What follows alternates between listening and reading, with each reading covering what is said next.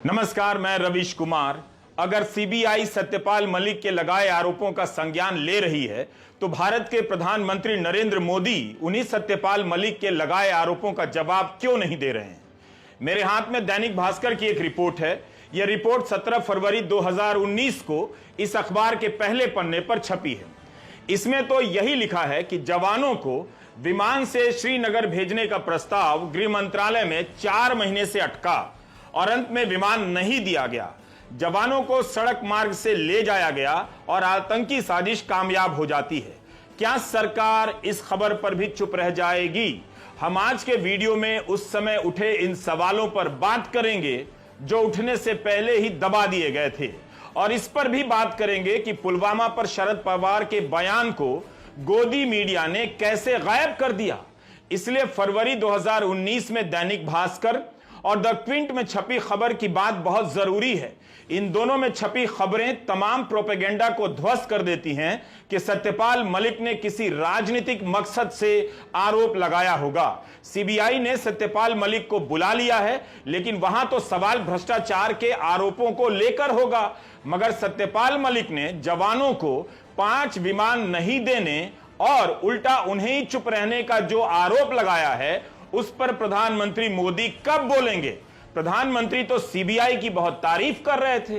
क्या यह ठीक लगेगा कि उनकी सरकार की एक संस्था, संवैधानिक संस्था, सत्यपाल मलिक को बुलाकर पूछे और संवैधानिक पद पर बैठे सरकार के प्रमुख उसी व्यक्ति के दूसरे आरोपों का संज्ञान तक ना लें और जवाब भी ना दें?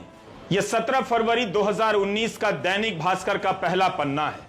पुलवामा हमले में शहीद हुए जवानों की खबर है कि 16 राज्यों में 40 शहीदों की अंतिम यात्राएं निकली हैं।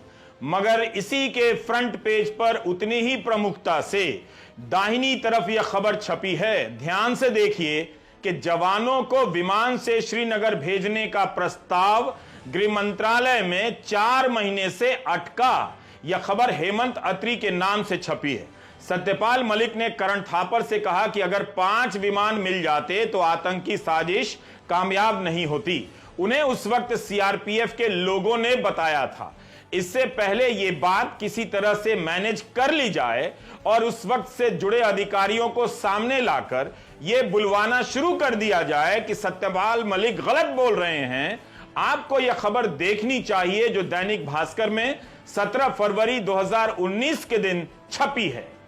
जिस पुलवामा हमले में शहीद हुए जवानों के नाम पर, उनकी शहादत का बदला लेने के लिए बालाकोट स्ट्राइक के नाम पर प्रधानमंत्री मोदी ने वोट मांगा था लोकसभा चुनावों में, उन्हें बताना चाहिए कि उन जवानों को विमान समय पर क्यों नहीं दिया गया। सत्यपाल मलिक ने कई बार कहा है कि जब प्रधानमंत्री का भाषण होने लगा तब उन्हें समझ आ गया कि क्यों चुप रहने के लिए कहा गया है। उनका इशारा इसी तरफ है कि पुलवामा हमले के नाम पर वोट मांगा जा रहा था। महाराष्ट्र के लातूर में 9 अप्रैल को प्रधानमंत्री साफ साफ पुलवामा और बालाकोट स्ट्राइक के नाम पर वोट मांग रहे हैं, जबकि इस हमले को लेकर कोई सवाल कीजिए तो कहा जाता है आप राजनीति मत कीजिए। मगर खुद प्रधानमंत्री पुलवामा और बालाकोट स्ट्राइक के नाम पर वोट मांग रहे थे। मैं आपसे कहना चाहता हूं, मेरे देश के फर्स्ट टाइम वोटर को, आप भी संकल्प कीजिए कि पहला वोट आपका, जो आपके जीवन की ऐतिहासिक घड़ी है, आपके जीवन पर याद रहेगा कि पहला वोट कब डाला, कहां डाला, कौन सा चुनाव था, किसको डाला, ये जीवन भर याद रहने वाला है।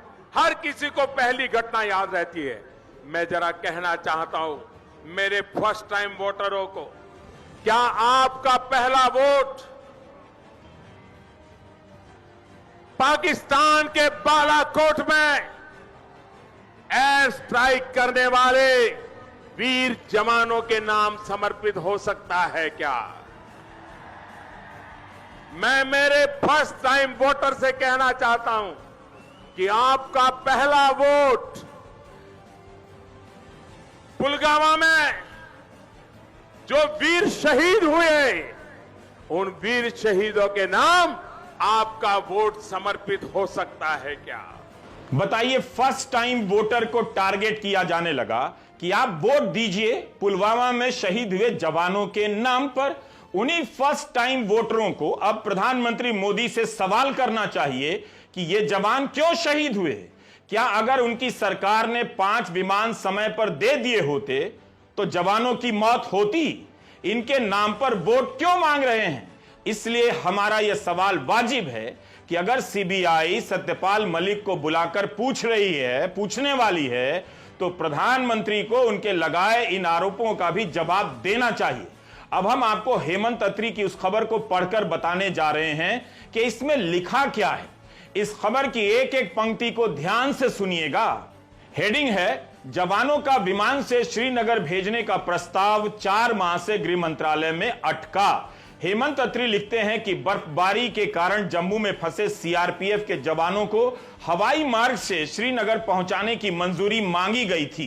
गृह मंत्रालय से कोई जवाब न आने पर सीआरपीएफ का काफिला 14 फरवरी को श्रीनगर के लिए रवाना हो गया था।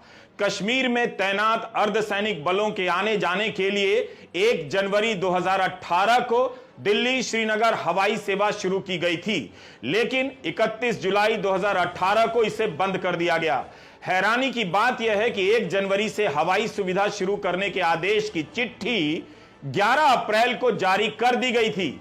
सूत्रों के मुताबिक अर्धसैनिक बलों के जवानों के लिए दोबारा हवाई सेवा शुरू करने का प्रस्ताव 4 महीने से गृह मंत्रालय में लंबित है। इसे वित्तीय कारणों से मंजूरी नहीं मिली है। हालांकि जम्मू से श्रीनगर जाते समय रोड ओपनिंग और सुरक्षा प्रबंधों का खर्चा भी कम नहीं है। यह सब मैं हेमंत अत्री की रिपोर्ट से लाइन बाय लाइन शब्दशः पढ़कर बता रहा हूं। आगे लिखते हैं कि 4 फरवरी से बर्फबारी के कारण जम्मू में फंसे सीआरपीएफ के जवानों को भी हवाई मार्ग से श्रीनगर पहुंचाने की मंजूरी मांगी गई थी। सीआरपीएफ के अधिकारियों ने इसका प्रस्ताव बनाकर मुख्यालय भेजा। मुख्यालय ने यह प्रस्ताव गृह मंत्रालय को भेज दिया, लेकिन कोई जवाब न आने पर सीआरपीएफ का काफिला 14 फरवरी को सुबह 3:30 बजे जम्मू से श्रीनगर के लिए रवाना हो गया। दोपहर बाद 3:15 बजे आतंकी हमला हो गया। हर बात की जांच होनी चाहिए। 4 महीने से गृह मंत्रालय के पास प्रस्ताव क्यों अटका था? खबर में बताया गया है कि वित्तीय कारणों से 4 महीने से फाइल अटकी रही, मंजूरी नहीं मिली। क्या भारत के पास उस वक्त इतना भी पैसा नहीं था? इन वित्तीय कारणों की भी पड़ताल जरूरी है कि क्या वाकई इसका खर्चा इतना ज्यादा था और सरकार के पास इतने पैसे नहीं थे। हेमंत अत्री ने अपनी खबर में यह भी लिखा है कि हालांकि जम्मू से श्रीनगर जाते समय रोड ओपनिंग और सुरक्षा प्रबंधों का खर्च भी कम नहीं है, तो यह हिसाब बहुत जरूरी है कि देश के सामने लाया जाए। अगर वित्तीय कारणों से विमान नहीं दिए गए तो सड़क मार्ग से ले जाने में कितना खर्च हुआ? हमने इस खबर को लिखने वाले हेमंत अत्री से भी बात की, उनका भी बयान मंगाया है। देखिए रवीश जी, जहां तक हवाई सेवाओं का मामला है, इसमें एक बात बड़ी स्पष्ट है कि ये कोई नई चीज नहीं थी, ये लगातार चलती आ रही थी और इसको हर 6 महीने में सैंक्शन मिलती है गृह मंत्रालय से और उसके बाद वो सर्विसेज कंटिन्यू रहती है। ये बहुत लंबे समय से प्रैक्टिस चल रही है।